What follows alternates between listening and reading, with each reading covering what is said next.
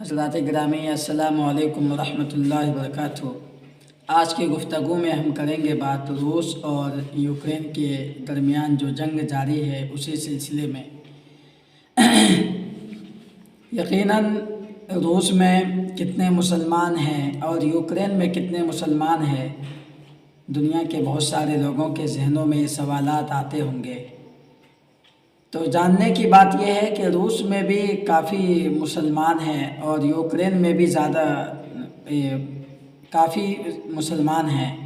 مسلمانوں کی آبادی کی بات کی جائے تو دونوں جگہ پر مسلمان آباد ہیں، لیکن سوال یہ پیدا ہوتا ہے کہ ابھی مختلف جگہوں کے جو مسلمان ہیں ان کو کن کا ساتھ دینا چاہیے اور کن کے لیے ہمدردی جتانا چاہیے، روس کے لیے یا یوکرین کے لیے۔ تو ظاہر سی بات ہے کہ مسلمان چاہے کوئی بھی ہو، مظلوم چاہے کوئی بھی ہو، چاہے کہیں کا رہنے والا ہو، کسی بھی مذہب سے اس کا تعلق ہو، مسلمان ہمیشہ مظلوموں کا ساتھ دیتے ہیں۔ اور اس وقت میں روس نے جو ظالمانہ حملے کی شروعات کی، ظالمانہ بمباری کی شروعات کی اور ظالمانہ بمباری کا سلسلہ جاری رکھا ہے اور کسی کی سننے کو تیار نہیں ہے، اور یوکرین اگرچہ مسلمانوں کی حکومت نہیں، مسلمانوں کا دارالاسلام نہیں، لیکن یوکرین پورا سراپا مظلوم بنا ہوا ہے، اور مظلوم کا ساتھ دینا یہ انسانی فریضہ ہے اور دینی فریضہ بھی ہے کہ مظلوم کہیں پر ظلم کے شکار ہوں تو ان کا ساتھ دینا، ان کے لیے آواز بلند کرنا اور ظالموں کے خلاف آواز اٹھانا اور مظلوموں کی آواز بننا، یہ دینی اور ایمانی فریضہ بھی ہے اور انسانی فریضہ بھی ہے۔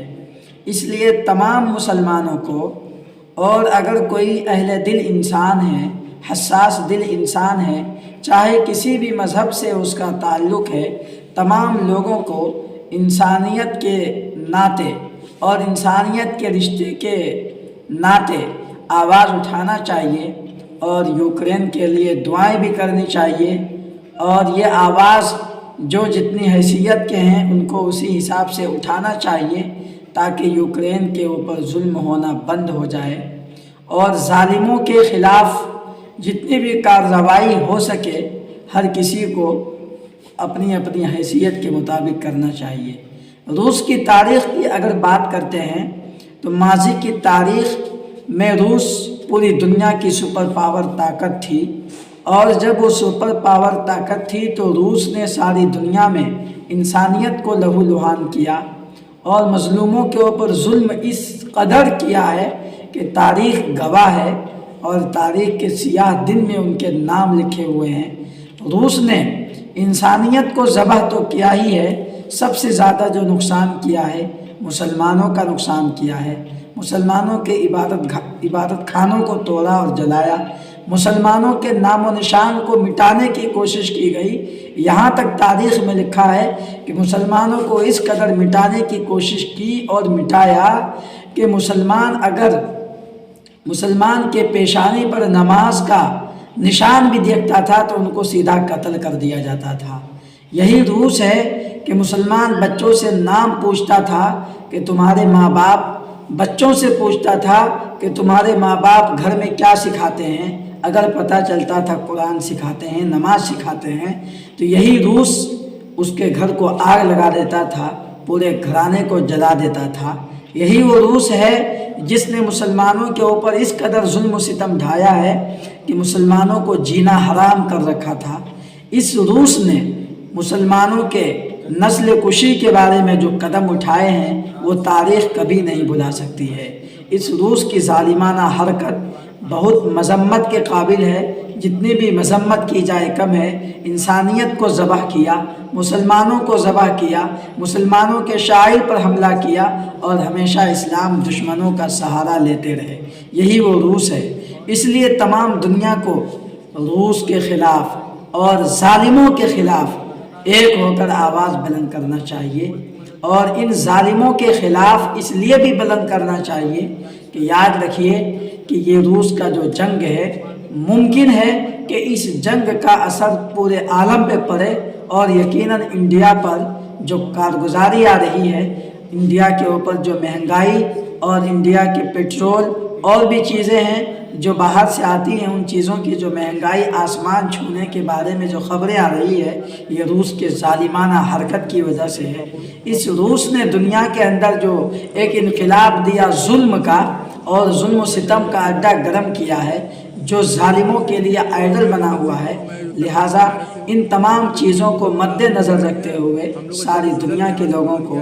آگے آنا چاہیے اور ان ظالموں کے خلاف علم بلند کرنا چاہیے اور ان ظالموں کی مذمت کرنی چاہیے، نندا کرنی چاہیے اور مظلوموں کا ساتھ دینا چاہیے، چاہے مظلوم عیسائی ہو، چاہے مظلوم یہودی ہو، چاہے مظلوم کسی بھی دھرم سے تعلق رکھنے والا ہو، آخر انسانیت کا ذبح کیا جا رہا ہے۔ اس لیے دوسری بات جو مجھے کرنی ہے وہ انڈین حکومت کے اوپر ہے، مودی سرکار کے اوپر ہے کہ وہاں پر بھارتی چھاتر پھنسے ہوئے ہیں، جن کی روداد آپ سنتے ہوں گے، جن کی کہانیاں اور حالات و واقعات سنتے ہوں گے، دلوں کو جھنجھوڑ دیا جاتا ہے جو حالات سننے کو ملتے ہیں۔ یقیناً جو پھنسے ہوئے ہیں ان کے بارے میں کوئی ٹھوس قدم نہیں اٹھا رہے، خود تو اے سی میں بند ہیں، خود تو عیش و آرام کی زندگی میں مست ہیں، اور جو چھاتر وہاں پھنسے ہیں، جو پہلے ہی انتظام کرنے چاہیے وہ اب تک انتظام نہیں کر پائے اور اب برے حالات آ گئے۔ بارڈر سیل ہے،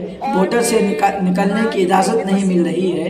اس کے باوجود ابھی تک کوئی ٹھوس قدم نہیں اٹھایا جا رہا۔ تو اس سرکار کے خلاف بھی تمام لوگوں کو آواز اٹھانا چاہیے کہ سرکار کس کام کی ہے، اگر ہمارے جنتا کو نہیں بچا پائے تو کس کام کی ہے۔ کیونکہ جو خبریں آ رہی ہے وہاں کے طلبہ کی جانب سے کہ دوسرے جگہوں کے جو اسٹوڈنٹس وہاں تھے سب کو باعزت وہاں سے نکلنے کا موقع دیا گیا، سب نے اپنے اپنے ملکوں سے طیارے بھیجے اور سب نے اپنے اپنے اسٹوڈنٹس کو حفاظت کے ساتھ لے جانے کا کام کیا۔ صرف انڈین سرکار ہے جس نے سستی کی اور کاہلی کی، جس کے نتیجے میں طلبہ اور اسٹوڈنٹ وہاں پریشان ہیں اور ایک ایک دن، ایک ایک لمحہ، ایک ایک سیکنڈ اس کے لیے مشقتوں کا ہو چکا ہے، جہنم بن چکا ہے۔ یہ معلوم نہیں ہے کہ زندہ واپس آ پائیں گے، یہ معلوم نہیں ہے کہ کل وہ زندہ رہ پائیں گے، یہ معلوم نہیں ہے کہ انڈیا وہ دیکھ پائیں گے۔ اتنے خوف و ہراس میں جی رہے ہیں۔ اس لیے مودی سرکار کو چاہیے کہ جلد سے جلد ان کے لیے کوئی اقدامات کریں اور ان کو نکالنے کا کام کریں۔ ہر قسم کے طلبہ وہاں پھنسے ہوئے ہیں۔ پہلے سے ہی کیوں آ کر ہی واپس چلی گئی اور سارے بچے کیو میں بھی پھنسے ہوئے ہیں۔